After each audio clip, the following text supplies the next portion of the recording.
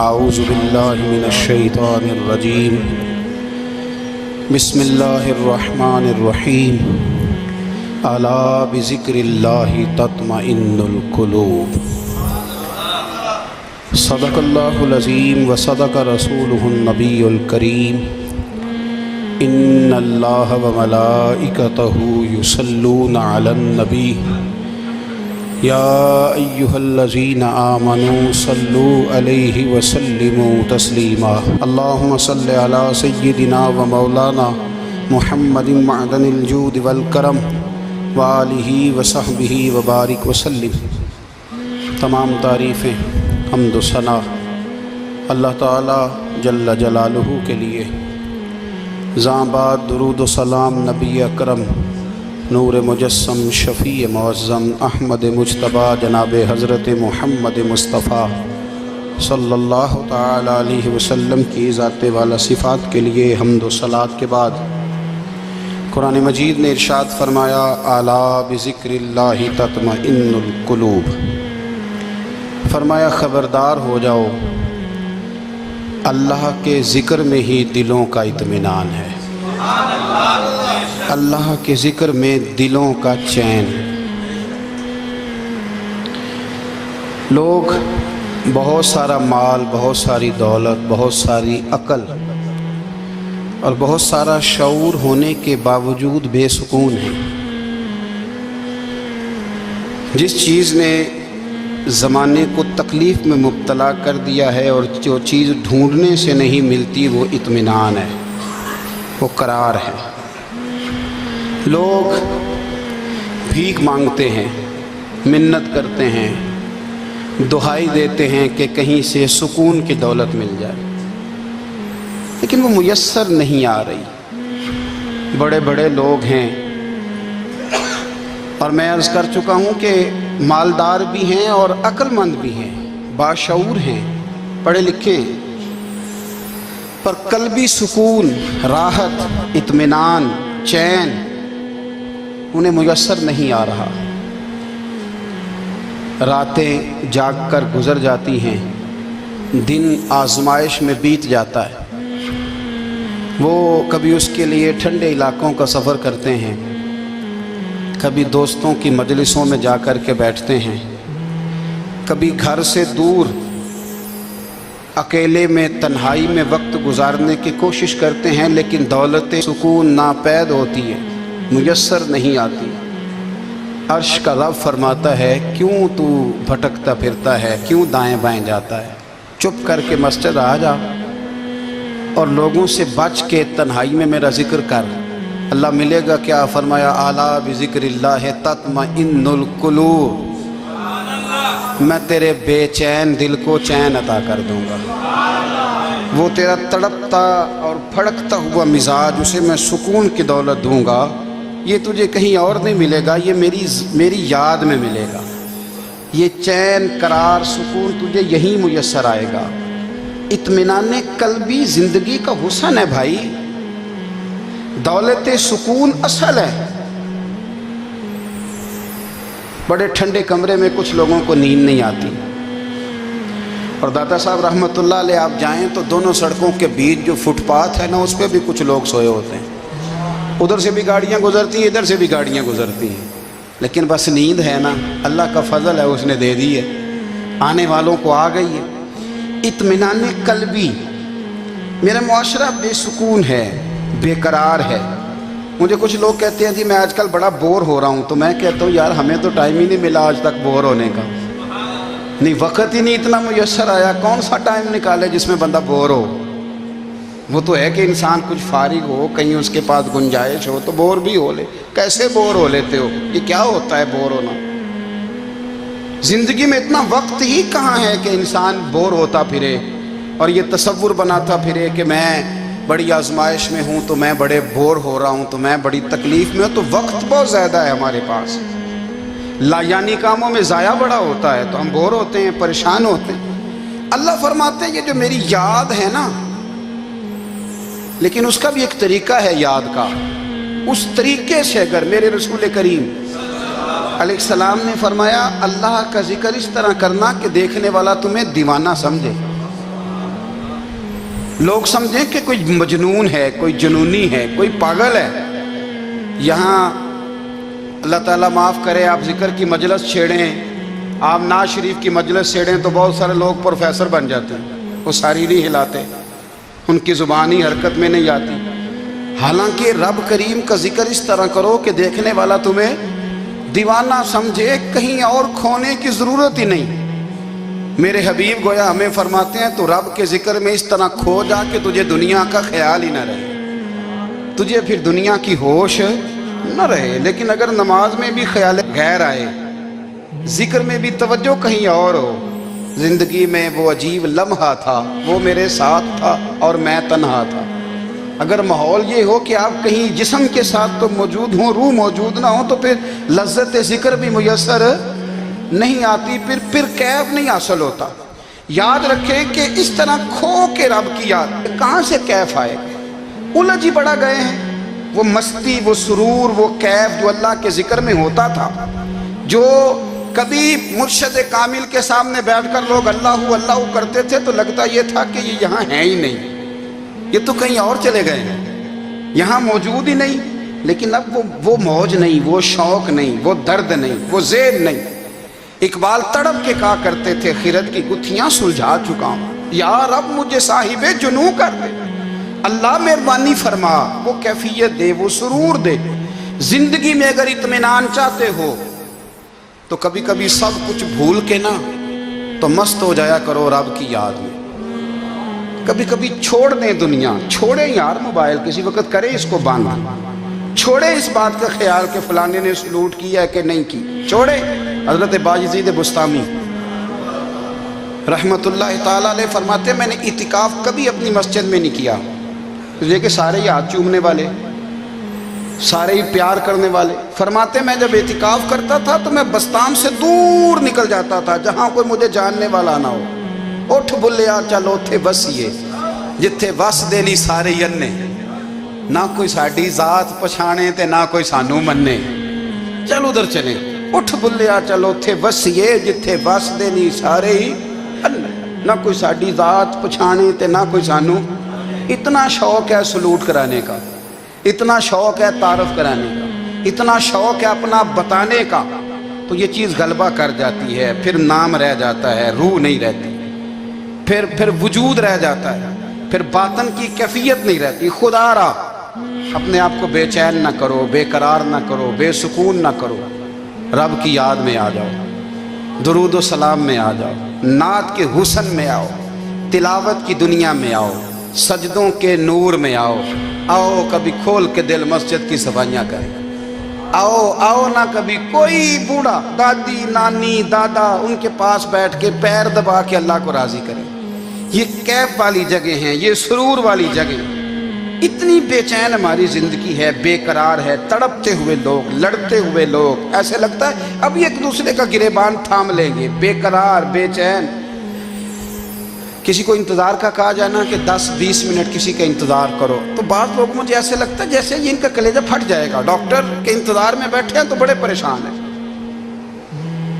کسی کو ملنے گئے ہیں کو آدھا گھنٹہ بیٹھنا پڑ گیا تو بڑی دقت میں ہیں۔ اپنے آپ کو سکون دیں۔ آپ یقین کریں بڑا مزہ آتا ہے، کبھی کسی کا انتظار کرنا پڑے تو 2-4 تسبیح درود شریف پڑھی جاتی ہے، یعنی ذوق بن جاتا ہے کہ چلو اللہ نے موقع دیا ہے، کوئی سرکار کو یاد کر لیں، تنہائی مل گئی۔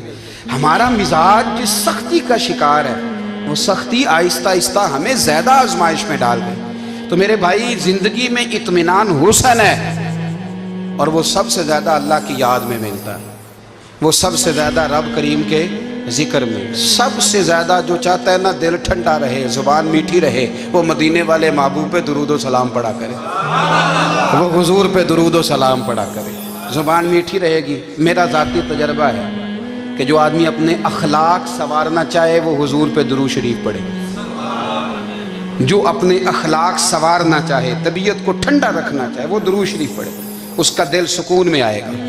کچھ کام اور ہیں زندگی میں اطمینان کے لیے، ان کا ہونا بھی بڑا ضروری ہے۔ سب سے پہلے اگر آپ چاہتے ہیں نا زندگی میں سکون ہو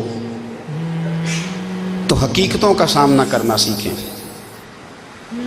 آپ جو ہیں وہ رہنا سیکھیں، جو آپ نہیں ہیں وہ بننے کی کوشش نہ کریں۔ حقیقت کا سامنا کرو گے تو زندگی اطمینان میں آ جائے گی۔ ہم نے نا بہانے بنا لیے ہیں، ہیلے بنا لیے، جھوٹ کے سہارے اپنے آپ کو اونچا کر لیا۔ ایک آدمی سے کہا جاتا ہے تو رشوت نہ لے، تو کہتا ہے میں غریبوں سے نہیں لیتا۔ تو میرا سوال یہ ہے کہ امیروں کا حساب لینے کی اللہ نے تیری ڈیوٹی لگائی ہے، تیرے ذمہ لگایا ہے کہ تو امیروں کا حساب کر، تمہیں کیا ضرورت پڑی؟ ہم نا بہانہ کرتے ہیں، رشوت لینے والے کا الگ بہانہ ہے اور سفارش والے کا الگ بہانہ ہے۔ حقیقت کا سامنا کریں، حقیقت کا۔ جو میرے ذمہ داریاں ہیں وہ میں نے پوری کرنی، جو آپ کی ذمہ داریاں ہیں وہ آپ جان نہ چھڑائیں، حقیقت پسند بنیں۔ میرے رسول کریم، پھر پڑھیے درود شریف صلی اللہ تعالی علیہ وسلم۔ حضور صلی اللہ علیہ وسلم نے فرمایا کہ میری بیٹی سیدہ فاطمہ الزہرا رضی اللہ تعالی عنہا صرف جنتی نہیں، جنتی عورتوں کی سردار ہے۔ لیکن حضور نے یہ بھی فرمایا کہ فاطمہ یہ خیال رکھنا اگر اللہ نے حساب پوچھا تو حساب تم نے خود دینا ہے۔ حقیقت کی طرف توجہ کرائی حضور نے، وہ صرف جنتی نہیں، جنتی عورتوں کی سردار ہیں، پر حقیقت کی جانب توجہ۔ میں حقیقت یہ ہے کہ اگر مالک نے حساب پوچھا تو اس کی تیاری بھی کرنی ہے۔ دیکھیں نا، ہمیں کچھ یقین نہیں، اللہ معاف کرے کہ ہمارا حساب کیسا ہوگا، لیکن کتنے آزاد ہیں۔ یعنی بڑی دلیری سے بندے کہتے ہیں فجر نہیں پڑھتا جی، 3 پڑھتا ہوں جی، شاہ رہ جاتی ہے جی، کپڑے صاف، بڑی دلیری سے۔ اور سیدہ فاطمہ الزہرا نے ساری رات مصلی آباد رکھا ہے، حالانکہ انہیں یقین تھا کہ رب مجھے بغیر حساب کتاب جنت دے گا۔ حقیقت کا سامنا کریں، جو حقوق آپ کے ہیں وہ آپ نے ادا کرنا ہے، جو ذمہ داریاں ہیں وہ ذمہ داریاں ہیں۔ دیکھیں نا، حضرت موسیٰ کلیم اللہ علیہ السلام کے پاس اسرائیل روح نکالنے آئے تو حضرت موسیٰ نے تھپڑ مارا، آنکھ نکال دی، واپس گئے۔ اللہ انہوں نے تو جلال فرمایا ہے، کہا موسیٰ علیہ السلام سے کہیے بیل کی پشت پر ہاتھ رکھیں، جتنے بال ان کے دست مبارک کے نیچے آئیں گے اتنے 1000 سال ان کی عمر بڑھا دی جائے گی۔ یعنی میرے کان میں کوئی بتا دے کہ جناب 60 سال بڑھ گئی، کیا آپ کے کان میں کوئی کہہ دے تو خوشی ہوتی ہے کہ نہیں؟ لیکن یہ حقیقت پسندی نہیں، اس لیے کہ 60 بھی گزر جائیں گے، 70 بھی، یہ حقیقت نہیں۔ حضرت موسیٰ کلیم، چلے میں مثال دیتا ہوں، سمجھ لے 10 بال، حالانکہ بہت زیادہ آتے ہوں گے، 10 بال اگر حضرت موسیٰ کے ہاتھ کے نیچے آئے تو 10,000 سال تو عمر بڑھ گئی نا۔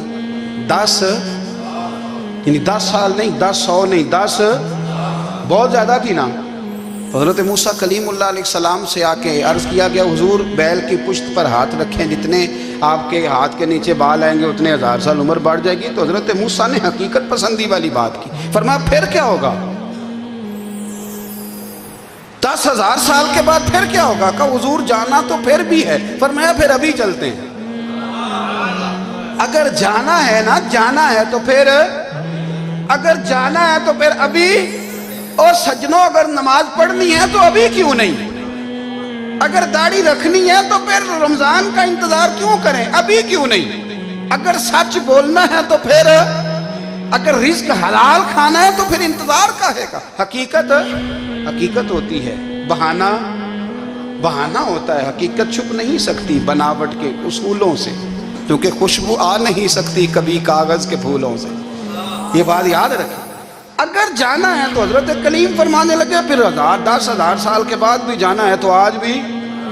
ہمیں بے قراری زندگی میں اس لیے کہ ہم حقیقت پسند نہیں، ہم بہانوں میں، ہم ہواؤں میں جیتے ہیں، ہواؤں میں، خیالات میں زندگی گزارتے ہیں۔ بڑا ٹائم پڑا ہے، مثلاً کتنا میرے رسول کریم صلی اللہ تعالیٰ علیہ وآلہ وسلم نے ایک دن صحابہ سے فرمایا تمہیں حیا نہیں آتی؟ حضور کیا ہوا؟ فرمایا وہ والے مکان بناتے ہو جن میں تم رہ نہیں سکتے، وہ والا مال جمع کرتے ہو جو کھا نہیں سکتے، حیا نہیں آتی؟ عرض کی حضور حکم کریں تو محبوب فرمانے لگے جوتے کا ایک تسمہ بند کرتا ہوں تو سوچتا ہوں دوسرا بند کرنے سے پہلے موت آ جائے گی، ایک سانس اندر جاتی ہے تو دوسرا آنے سے پہلے میں یاد کرتا ہوں کہ مجھے دنیا سے جانا ہے۔ تمہیں حیا نہیں آتی؟ وہ مکان بناتے ہو جن میں رہ ہی نہیں سکتے، وہ مال جمع کرتے ہو جو کھا، حقیقت پسند نہیں بھائی۔ ہم بہت سارے لوگ ہیں بڑی باتیں سناتے ہیں، بڑی میں کہتا ہوں اصل میں نا زیادہ باتیں سنا کے نا بیچارہ اپنے آپ کو مطمئن کرنا چاہتا ہے. اصل بات یہ ہے کہ اندر سے نا ہلا ہوا ہے، کچھ بھی نہیں، بڑا زیادہ ہنستا ہے اور مجھے لگتا ہے کہ کوئی گہرا زخم چھپا رہا ہے. اس لیے ملمہ سازی، حقیقت پسند بنو، حقیقت پسند. یاد رکھنا، من ترک صلاۃ متعمدا فقد کفر. میرے رسول نے حقیقت بیان کی، فرمایا جس نے ایک نماز بھی جان بوجھ کے چھوڑی اس نے رب کے رب ہونے کا انکار کیا، اس نے کفران نعمت کیا. یہ حقیقت ہے، کوئی کلیریفیکیشن نہیں، کوئی وضاحت نہیں. جو نماز نہیں پڑھتا جھوٹ بولتا ہے، غلط بیانی کرتا ہے. جو شخص رزق حرام کما کے کہتا ہے کہ اس کے بغیر گزارا نہیں چلتا، وہ جھوٹ بولتا ہے. اس لیے کہ رب فرماتا ہے جب تجھے پیدا کیا ہے تو تیرا رزق میرے ذمہ ہے. اللہ فرماتا ہے کہ لا یکلف اللہ نفسا الا وسعہا، میں کسی پر وہ بوجھ نہیں ڈالتا جو اٹھا نہ سکے. نماز فرض کیا اس کا مطلب ہے ہم پڑھنے کے قابل ہیں. اس نے ہمارے ذمہ داریاں لگائی ہیں تو مطلب یہ ہے کہ ہم ذمہ داریاں ادا کرنے کے قابل ہیں، ورنہ وہ کہتا ہے میں وہ بوجھ ڈالتا ہی نہیں جو تجھ سے اٹھایا نہ جائے. اگر چاہتے ہو کہ زندگی میں اطمینان ملے تو خدا را حقیقت پسندوں والی زندگی گزارو.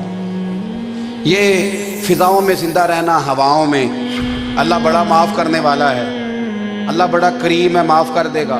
تو بھئی یہ بات صحابہ کو بھی پتا تھی، یہ اہل بیت کو بھی خبر تھی، تو وہ تو ایک ایک بات کا لحاظ کرتے تھے.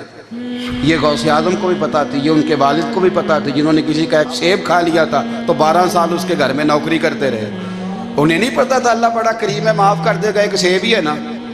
تو حقیقت پسندی آپ کو سکون دے گی. اور اگر آپ نے اپنے آپ کو غیر مطمئن کیا ہوا ہے، بات کچھ اور ہے، اور آپ نے اپنے آپ کو ڈال کسی اور طرف لیا ہے، تو پھر آپ کو سکون مل سکتا. سکون حقیقت پسندی میں، اصل میں سکون ہوتا ہے، اداکاری میں سکون نہیں ہوتا. تیسری بات سنیں، اگر آپ چاہتے ہیں زندگی میں مطمئن رہیں تو دنیا داروں سے امیدیں توڑ دیں، اللہ اور اس کے رسول سے امید وابستہ کریں، اولیاء اللہ سے امیدیں وابستہ کریں، صحابہ اور اہل بیت سے امیدیں، اللہ اور اللہ والوں سے امیدیں، دنیا داروں سے امیدیں. آپ کو پتہ ہے دنیا دار کی تباہی کب ہوتی ہے؟ جب انہیں خوش آمدی مل جاتی ہے. چودھری کا بیڑا اس وقت غرق ہوتا ہے جب اسے چودھری کہنے والے زیادہ ہو جاتے ہیں. سیٹھ صاحب اور نواب صاحب بیچارے تباہ تب ہوتے ہیں بھولے پن میں، جب ان کے دائیں بائیں ریلا ہوتا ہے سیٹھ صاحب کہنے کا. لوگ انہیں کھانا چاہتے ہیں، پیار ان کا نہیں ہوتا، ان کی جیب کا ہوتا ہے. محبت ان سے نہیں ہوتی، ان کی کرسی سے ہوتی ہے. ضروریات کا پیار ہوتا ہے، تباہ کر دیا جاتا ہے. ہماری ساری توقعات دنیا داروں سے وابستہ ہو گئی ہیں. ناراض نہ ہونا، پیروں نے، مولویوں نے، درویشوں نے، انہوں نے بھی سیٹ رکھے ہوئے جلسوں کی صدارت کرانے کے لیے. یعنی مذہبی جلسہ ہے، اس میں بہت زبردست پڑھے لکھے صاحب تقوی عالم کا خطاب ہے، اور کی صدارت وہ بندہ کر رہا ہے جس نے عشاء کی نماز بھی نہیں پڑھی. وہ بندہ صدارت کر رہا ہے، کیوں؟ اس لیے کہ اس نے لاکھ روپیہ دیا ہے محفل میں. خدا را دنیا داروں سے امیدیں چھوڑ دیں، ورنہ آپ کمزور پڑ جائیں گے، آپ کی امیدیں ٹوٹیں گی. کتنا کمزور ہے وہ شخص دو چار ہزار کے لیے کسی بندے کی چاپلوسی کرتا ہے، اس کے پیچھے بھاگتا ہے، خوش آمدیں کرتا ہے تھوڑے سے نوٹوں کے لیے. دکھ سکھ میں کام آئے گا اس کام کے لیے. میرے رسول کریم علیہ السلام نے فرمایا جس نے بندوں کو راضی کرتے کرتے رب کو ناراض کر دیا، اس کی دنیا بھی گئی اور آخرت بھی گئی. اور فرمایا جس نے بندوں کی پرواہ نہیں کی، اللہ کو راضی کیا، فرمایا اگر رب راضی ہو گیا تو لوگوں کے دلوں میں بھی محبت پیدا فرما دے گا.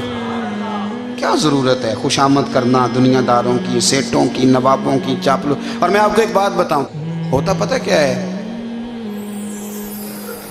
یہ جو حب جا اور حب با ہوتی ہے نا، اس سے پیٹ نہیں بھرتا. آپ کو اگر خوش آمد کرنی ہے تو پھر آپ کو ساری زندگی کرنی ہے. پھر ان کو بھی پتہ ہوتا ہے کہ تعلق کس بنیاد پر ہے، اس میں کبھی بھی خلوص پیدا نہیں ہوتا. آپ بے چین رہتے ہیں، بے قرار رہتے ہیں، آپ کو تکلیف رہتی ہے ہمیشہ. کبھی بھی دنیا داروں سے امیدیں وابستہ نہ کریں. ایک بات سنیں بڑی شاندار، امام غزالی نے لکھی ہے. امام غزالی فرماتے ہیں کہ ہارون الرشید نہ حج کر کے واپس آیا بغداد میں، تو کونے میں حضرت بہلول دانا بیٹھے تھے. رش بہت تھا، مجمع بڑا تھا. حضرت بہلول دنا بھی سڑک کے کنارے بیٹھے تھے تو سپاہی کہنے لگے یہاں سے اٹھ جاؤ، فرمانے لگے ہارون رشید کی زمین نہیں، زمین میرے رب کی ہے، میں کیوں اٹھوں؟ وہ قریب سے گزرا تو سلام لی، تو آپ نے اس کا پروٹوکول دیکھا تو فرمانے لگے ہارون رشید تجھ سے تگڑے تگڑے موٹے موٹے پروٹوکول میں نے لوگوں کے دیکھے ہیں، اور یہ جو تیرے دائیں بائیں آج تیرے نعرے لگا رہے ہیں یہ پہلے ان لوگوں کے نعرے لگایا کرتے تھے، اور تھوڑا وقت گزرنے دے، جو تیرے بعد آئے گا نا یہ سارے پھر ان کے نعرے بھی لگائیں گے۔ تو جھوٹ کی دنیا میں زندہ ہے، ان سے تو نے امیدیں وابستہ کی ہیں، یہ کل اس کے نعرے لگائیں گے۔ اس کے دل پہ بڑا اثر ہوا، گھوڑے سے اتر آیا، آگے کہنے لگا حضور آپ نے مجھے بڑی اچھی نصیحت کی ہے، میرا دل بڑا ٹھنڈا ہوا ہے، میں نے سنا ہے آپ مقروض ہیں، کچھ لوگوں کا قرض، تو مجھے کوئی حکم ہی کر دیں۔ آپ ہنسنے لگے، فرمانے لگے یار تو بڑا ہی بیوقوف ہے، بڑا ہی بیوقوف ہے، تو میں تجھے نصیحت کر رہا ہوں تو مجھے الجھا رہا ہے، حضور کوئی حکم کر دیں۔ کیا خوبصورت انداز ہے رب کریم کے بندوں کا۔ حضرت بہلول دانا فرمانے لگے تیرا رب کون ہے؟ کہا اللہ، تو فرمایا میرا کون ہے؟ کہا اللہ۔ فرمانے لگے یہ تو نہیں نہ ہو سکتا کہ اللہ ہارون رشید کو دیتا رہے اور بہلول دانا کو بھول ہی جائے، یہ تو نہیں نہ ہو سکتا کہ ہارون رشید کو دیتا رہے اور بہلول دانا کو بھول جائے۔ فرمایا اس کا دل، اس کا ارادہ ہوا، ارادہ قدرت ہوا کہ بہلول مقروض رہنا چاہیے، تو اگر رب مجھے رکھنا چاہتا ہے، دکھ قبول محمد بخشا راضی رہن پیارے، اگر وہ چاہتا ہے میں مقروض رہوں تو میں بھی چاہتا ہوں کہ میں مقروض ہی رہوں، یہ تو نہیں نہ ہو سکتا کہ تجھے دے اور مجھے نہ دے۔ فرمایا میری تجھ سے کوئی امید نہیں، مجھے جب بھی دے گا میرا رب بھی دے گا، اور وہ دے گا تو پھر انشاءاللہ خزانے کھول کے دے گا۔ دنیا داروں سے امیدیں وابستہ کرنا، لوگوں کے پیچھے، یہ چھوڑ دیں، آپ بے چین رہیں گے، بے قرار رہیں گے۔ اللہ والوں سے ضرور امیدیں وابستہ کریں، اس لیے کہ ان کے پاس جو کچھ ہوتا ہے وہ دراصل رب کا ہی ہوتا ہے، لیکن سیٹھوں سے، نوابوں سے، سیاستدانوں سے باز آ جائیں، ہماری بڑی امیدیں وابستہ ہیں۔ میں اکثر کہتا ہوں جتنے پھیرے نوکری کے لیے دنیا دار کے دروازے پہ لگائے ہیں نا، اس سے کم دفعہ مسجد میں نفل پڑے ہوتے تو رب اتنی بڑی مہربانی فرما دیتا۔ تیسری بات یہ یاد رکھیں، اگر سکون لینا چاہتے ہیں نا، اگر سکون لینا چاہتے ہو نا تو لوگوں کو ڈسکس کرنا بند کر دو۔ کس کو اللہ نے کتنے پیسے دیے ہیں وہ جانے اور اللہ جانے، کس کو اللہ نے کتنی گاڑیاں دی ہیں وہ جانے، اور لوگوں کو ڈسکس کرنا۔ جی یعنی میں ایک جگہ بیٹھا تھا تو ایک صاحب گاڑی والا گزرا، گاڑی میں بیٹھ کے، اس کا پڑوسی تھا، کہندے تھا منہ ہے کار والا، میں کہ وہ تے ہے تاں ہی بیٹھا ہے، تے ہن میں کہ سمجھانا سی نا انہوں، میں کہ توں تے میں حساب لائیے بھی ساڈے کول کوئی نہیں، وہ تے ہے، لیکن نا اللہ نے اسے دی ہے نا، تو اللہ نے چاہا نا وہ کار میں بیٹھے، تو اس نے پھٹے پہ بیٹھ کے یہ تبصرہ کیا کہ منہ ہے کار والا، میں کہ ابھی وہ تے ہے تاں کار ہے تھے۔ اب مجھے تجھے اندازہ لگانا چاہیے کہ ہم کیا یہ بحث ہے، یعنی اللہ کو چاہیے تھا معاذ اللہ کے پہلے تم سے پوچھتا کہ اسے کار دینی ہے کہ نہیں، کیا مطلب فضول بحث ہے۔ وہ چیز ہمیں اتنا تنگ کرتی ہے، اتنی تکلیف دیتی ہے کہ آپ یقین کریں سارا دن اسی کو ڈسکس کرتے ہیں، سارا دن اس کے پاس گاڑی ہے، اس کے پاس کار ہے، فلانے کا پیسہ 1 نمبر ہے، فلانے کا 2 نمبر ہے، فلانے کا 6 نمبر ہے، اصل بات کے اندر حسد ہے، اس کو نکالو۔ ایک بات کہنے لگا ہوں، اسے یاد رکھنا، میرے اعلیٰ حضرت رحمۃ اللہ علیہ فرمایا کرتے، حسد کرنے والا بندوں پر اعتراض نہیں کرتا، اللہ پر اعتراض کرتا ہے۔ وہ کہتا ہے اللہ اسے کیوں دیا ہے، اتنا کیوں دیا ہے، معاذ اللہ وہ اللہ کی تقسیم پر اعتراض کرتا ہے۔ حسد کرتے ہو بے چین رہو گے، حسد آپ کے دل کو تڑپا کے رکھ دے گا، چھوڑے۔ اللہ بڑا کریم ہے، جس کو جہاں چاہتا ہے وہاں بٹھا دیتا ہے۔ آپ قطعاً اس بحث میں نہ پڑیں کہ اللہ نے کس کو کتنا دیا ہے، کب دیا ہے، کیوں دیا ہے، وہ بڑا بے نیاز ہے۔ حسد آپ کو تباہ کرے گا۔ دنیا میں پہلا گناہ جو ہوا تھا وہ حسد تھا۔ ابلیس نے حضرت آدم سے حسد کیا، کہنے لگا میں بہتر ہوں، سرداری اس کو مل رہی ہے، تو یہ تو اللہ کو پتہ ہے نا کس کو دینی ہے۔ اور دنیا میں پہلا قتل حسد کی وجہ سے ہوا، حابیل قابیل کے درمیان حسد کا معاملہ تھا۔ خاتون کا نکاح اس سے کیوں ہو رہا ہے، مجھ سے ہونا چاہیے۔ حسد تباہی کرتا۔ آپ یقین کریں، یعنی دکاندار کے سامنے دوسری دکان پڑتی ہے اور پریشان ہو جاتا ہے، وہ کہتا ہے میرا کیا بنے گا، لا حول ولا قوت الا باللہ العلی العظیم۔ یعنی تیرا کیا خیال ہے کہ تیرے حصے کی روٹی وہ کھا جائے گا؟ اتنا چھوٹا دل، یعنی تیرا موقف یہ ہے کہ تیرے حصے کا نصیب اس تک چلا جائے گا، یہ تیری خواہش ہے؟ ایک دوسرے کی کمزوریاں بیان کرنا، اس کا تو مال ہی ناقص ہے جی، اس کے تو پاس ہی کچھ نہیں، یہ تو کمزور لوگوں کا طریقہ ہے۔ میرے رسول کریم علیہ السلام گزر رہے تھے، پت جھڑ کا موسم تھا، خزاں کا موسم تھا، درختوں کے پتے جھڑ رہے تھے، صحابہ کو ساتھ لے کے حضور گزرے اور ایک درخت کی ٹہنی کو پکڑ کے حضور نے ہلایا۔ صحابہ فرماتے ہیں کہ چھم چھم اس کے پتے گرے، زمین پر ڈھیر لگ گیا۔ حضور نے فرمایا دیکھا تم نے کیا ہوا؟ حضور ہاں۔ فرمایا کتنی تیزی سے پتے جھڑے ہیں، صرف تنا رہ گیا ہے اور خالی ٹہنیاں رہ گئی ہیں، کوئی حسن بچا ہے؟ حضور نہیں۔ تو نبی کریم فرمانے لگے جو حسد کرتا ہے نا، اس کی نیکیاں بھی اسی طرح جھڑ جاتی ہیں، اسی طرح۔ اور ایک جگہ حضور فرمانے لگے جس طرح راکھ لکڑی کو آگ کھا جاتی ہے، جس طرح لکڑی کو آگ، جب آگ کھا جائے تو پھر لکڑی کو لکڑی نہیں کہا جاتا، راکھ کہا جاتا ہے، کوئلہ کہا جاتا ہے، اس کی اصل باقی یعنی اسے کھائی جاتی ہے۔ تو حضور علیہ السلام فرمانے لگے جس طرح آگ لکڑی کو کھا جاتی ہے، فرمایا اسی طرح حسد نیکیوں کو کھا جاتا ہے، نیکیاں رہتی نہیں۔ حسد کرنے والے کے پاس نیکیاں یعنی ان کی اصل شکل موجود، کبھی بھی حسد نہیں کریں۔ اللہ کی تقسیم ہے، جس کو چاہے جب چاہے جتنا چاہے عطا کرے۔ اور چوتھی بات میرے بھائی، کبھی بھی بغض نہ پیدا کریں۔ بغض والے لوگ بے سکون رہتے ہیں۔ بہت ساری کمزوریاں ہمارے اندر ہوتی ہیں نا، پھر اللہ ہماری روزی تو نہیں نہ بند فرماتا، یہ تو نہیں کہتا کہ زمین سے نکل جاؤ۔ اگر یہی والا معاملہ ہو جو ہمارا ہے کہ شادی میں اس نے میرے ساتھ برا سلوک کیا تھا، اب ساری زندگی بغض رکھنا ہے، اگر یہی معاملہ فرشتے اللہ کی بارگاہ میں کہیں کہ یا اللہ اس نے فلانے دن شراب پی تھی، اب اس کو زمین میں نہیں رہنے دینا، نظام زندگی چلے گا؟ تو اگر اللہ ہمیں معاف کرتا ہے تو ہم بندوں کو معاف کیوں نہیں کرتے؟ آپ یقین کریں اتنی لمبی عداوتیں، اتنا لمبا حسد، اتنا لمبا بغض، اتنا لمبا۔ حدیث میں نے پڑھی، میں حیران رہ گیا۔ میرے نبی کریم علیہ السلام نے فرمایا اپنی بیوی سے کبھی بغض نہ رکھنا، اگر اس کی ایک بات ناپسند ہو تو اسے چھوڑ کے وہ بات دیکھو جو تمہیں پسند ہے۔ میں اس حدیث کو پڑھ کے سوچنے لگا کہ کیا بیوی کا بھی بغض رکھتے ہیں لوگ؟ اب حضور نے کہا ہے تو اس کا مطلب ہے لوگ بیوی کا بغض بھی رکھتے ہیں۔ اب اس پر استدلال کر کے مجھے کہنا پڑے گا کہ سسرال والوں کا بغض بھی رکھتے ہیں، کہنا پڑے گا کہ بھائی کے سسرال والوں سے بھی بغض رکھتے ہیں۔ اس حدیث کی روشنی میں سمجھا کہ لوگ بھابھی کا بغض بھی رکھتے ہیں، بغض، ورنہ عادتیں تو ہماری بھی کئی بری ہوتی ہیں۔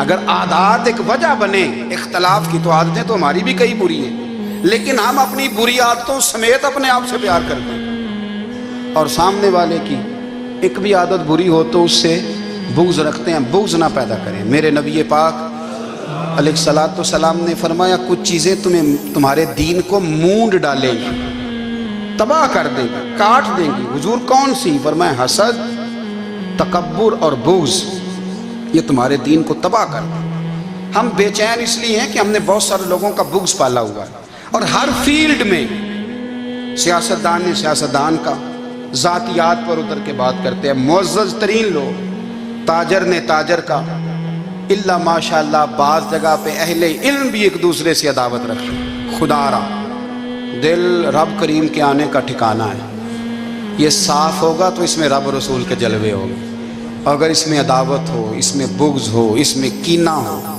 نفاق ہو۔ سنیں میرے رسول کریم حضرت ابوبکر صدیق رضی اللہ تعالیٰ عنہ کہتے ہیں میں رو ہی پڑا۔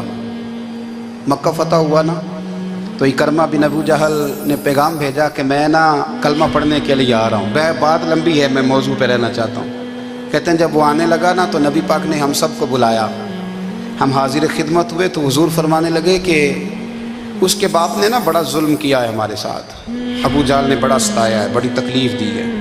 آپ مجھے بتلائیں کہ وہ ایک دفعہ کسی شادی پہ بحث ہوتی ہے بیوی کے بھائی کے ساتھ، پھر ساری زندگی اس بیچارے کو معافی وہ 10 دفعہ گھر آتا ہے، معافی مانگنے پر سوال ہی نہیں پیدا ہوتا، میں او ہو مجھے ہی کہہ دیا، یعنی پھر مجھے ہی کہہ دیا آپ نے، اور میری شان میں بے ادبی، اور پھر میں معاف کر دوں؟ توبہ توبہ توبہ، یہ کیسے ہو سکتا ہے؟ میری ناک نیچی ہو جائے گی اور آپ نے مجھے کہہ دیا، سوال ہی نہیں پیدا ہوتا۔ اور یہ رونا میں اکثر ہوتا ہوں کہ شادی والے دن داماد صاحب کا زیادہ دماغ خراب ہوتا ہے۔ جب چھوٹی سالی کی شادی ہوتی ہے نا، اس دن اس کو بخار چڑھتا ہے، کوئی اس کو کان میں کہتا ہے تیری عزت نہیں کر دیں، اس دن اس کا دماغ خراب ہو جاتا ہے، بچے اٹھا کے نکل آتا ہے، وہ بیچارہ سسر منتیں کر رہا ہوتا ہے کہ تیری مہربانی آ جا، یہ عزت کرا رہا ہے۔ تو میں نے کہا احتجاج کر کے جو عزت کرائی جاتی ہے وہ عزت نہیں ہوتی۔ ہاں یہاں مانگ کے عزت لیتے ہیں لوگ، یا احتجاج کی کوئی عزت ہے؟ آپ کے اندر کمالات اتنے ہوں کہ آپ کی عزت کرنے کو دل چاہے، یعنی مزہ آئے، یعنی لطف آئے، یعنی آپ دور بیٹھے ہوں تو کسی کا دل کرے آپ کو اسٹیج پہ بلانے کے لیے۔ یہ کیا بات ہوئی کہ چھائے جانا اور بھاگ کے آگے جانا؟ ان سے نکلیں۔ اکرمہ بن ابو جہل کلمہ پڑھنے کے ارادے سے آ رہے ہیں، حضور علیہ السلام نے صحابہ کو بلایا۔ کتنی زیادہ دعوت رکھی جا سکتی تھی معاذ اللہ؟ کب سے وہ چلا تھا ظلم کرنے، اور اس کے بعد اس کا بیٹا شروع ہو گیا۔ کتنی باتیں تھیں جو ناقابل معافی تھیں، پر کریم رسول نے ہمیں بتلایا ہے کہ سکون والی زندگی کہتے کس کو ہے۔ جب سب لوگ جمع ہو گئے تو حضور نے فرمایا بھئی وہ کلمہ پڑھنے آ رہا ہے، اس کے باپ نے ظلم بڑے کیے ہیں، پر میری نصیحت یہ ہے کہ اس کے سامنے اس کے باپ کو برا نہ کہے، خبردار کوئی اس کے سامنے کوئی بات نہ کرے۔ اب وہ کلمہ پڑھنے آ رہا ہے، مطیع ہو کے آ رہا ہے، بان کے آ رہا ہے۔ کہتے ہیں اللہ کے رسول نے نا کافی دیر تک خطبہ دیا، بریفنگ دی، بات سمجھائی۔ جناب صدیق اکبر کہتے ہیں میں رو پڑا۔ ایک صحابی مجھے کہنے لگے تمہیں کیا ہوا؟ تو میں نے کہا میں مصطفیٰ کی رحمت پہ رو رہا ہوں۔ دیکھو کن کے لیے حضور گراؤنڈ بنا رہے ہیں، دیکھو کن کے لیے حضور تیاری کر رہے ہیں، جنہوں نے ساری زندگی دشمنی کی۔ خدا را یہ اندر سے عداوتیں نکال پھینکو۔ او بھائی اتنا تو لمبا ٹائم ہی کوئی نہیں، اتنا تو وقت ہی کوئی نہیں، اس کو صاف رکھو۔ بندہ کوئی کر بھی گیا تو کوئی حرج نہیں، چنگی مندی سجنا کھولو 100 واری ہو جاندی، یار یاراں دا گلا نہیں کر دی۔ اصل پریت یار یاراں دا جڑا گلا کردا جے یار نہیں جی ہوندا۔ ہاں پکی بات، پکی پیڑی۔ میرا ایک سنگی مجھے آ کے کہنے لگا فلانی جگہ بندہ یہ بات کر رہا تھا، میں کہ تو ہوتے ہی سے سوندا سے تم ہی نال ہی سے، میرا تو سجن بات ہو ہی نہیں سکتا۔ چنگی مندی سجنا کولو 100 واری ہو جاندی، یار یاراں دا گلا نہیں کر دے، اصل پریت جنہ دی۔ ہاں جو بندے پھر ہوتے اس طرح کے، ان کے لیے بھی میاں صاحب نے کہا ہے، ان کے لیے بھی میاں صاحب نے کہا ہے، ان کے لیے بھی آپ نے بات ارشاد فرمائی ہے۔ آپ نے فرمایا چنگا ہویا لڑ نیڑیوں چھٹا، کتے عمر نہیں لنگی ساری، بے قدران دی یاری کولوں توبہ لکھ لکھ باری۔ او چنگا ہویا لڑ نیڑیوں چھٹا، کتے عمر نہیں لنگی ساری۔ جو اس طرح کا تھا نا شکوے کرنے والا، بغض رکھنے والا، فرمایا بے قدران دی یاری کولوں توبہ، یعنی لاکھ تے لاکھ کنے ہو گئے، یعنی 2 لاکھ باری توبہ کی تھی انہوں نے، گنی نہیں جا سکتی جتنی میاں صاحب نے توبہ کر دی۔ بے قدرے دوست، بے قدران دی یاری کولوں توبہ لکھ لکھ باری، چنگا ہویا لڑ نیڑیوں چھٹا، کتے عمر نہیں لنگی ساری۔ تو مہربانی کریں، ایک تو اگر آپ مطمئن رہنا چاہتے ہیں تو کبھی کبھی نا مست ہو کے ذکر الہی کریں، مست ہو، وہ والا ذکر نہیں جس میں آپ موبائل بھی دیکھ رہے ہیں اور کہانیاں بھی۔ میرے سامنے کو بندہ جمعے والے دن یا تقریر کے درمیان تسبیح لے کے بیٹھ جائے تو میں اس سے پوچھتا ہوں تو دو کام ایک ٹائم جی میں پہ کرنا ہے؟ میری بھی بات سن رہے ہو، تسبیح پڑھی تو ممکن ہی نہیں۔ تسبیح تو تسبیح ہے، جب وہ ہوگی تو پھر کوئی اور کام سوال ہی نہیں پیدا ہو۔ ایک تو ذکر کریں محو ہو، دوسری بات حقیقت کا سامنا کریں۔ آپ اگر مطمئن رہنا چاہتے ہیں تو حقیقت پسند بنیں۔ تیسری بات حسد چھوڑ دیں، دوسروں کو ڈسکس کرنا چھوڑ دیں، آپ یہ دیکھیں کہ اللہ نے مجھے کیا کچھ دیا، اس پہ راضی رہیں۔ اور چوتھی بات عداوت چھوڑ دیں، سینے میں کینہ چھوڑ دیں، آپ کی زندگی مطمئن ہو جائے گی، آپ خوشحال رہیں گے۔ وہ جو آپ لفظ کہتے ہیں نا کہ میں بور ہوں، میں پریشان ہوں، اس سے آپ نکل آئیں گے۔ اللہ ہمیں محبوب کی غلامی میں زندہ رکھے، غلامی میں موت